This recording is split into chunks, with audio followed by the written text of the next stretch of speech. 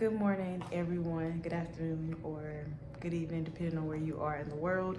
I hope that you all are having a great Tuesday so far. I just wanted to share Psalm 125. I was reading this morning and just meditating on it. And it talks about God's perspective when it comes to Israel. I know we're living in a time where we all have our own opinions, but what really matters is God's word and what his word says. And a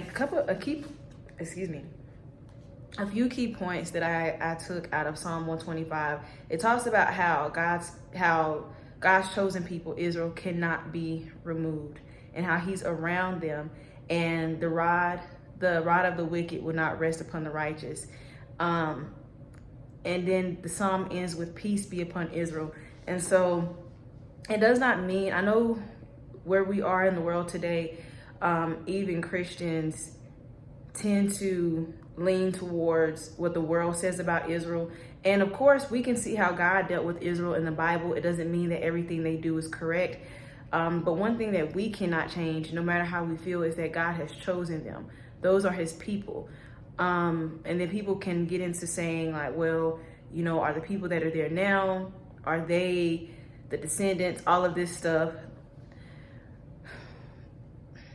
Sometimes we make things too complicated. Israel and its inhabitants are God's chosen people.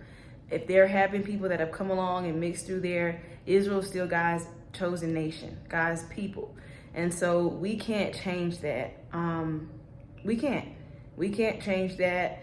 And that's God's perspective on it.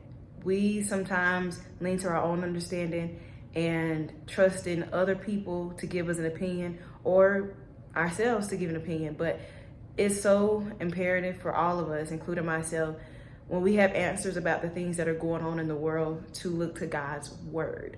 What does God say about this? Not how I feel, not how things look.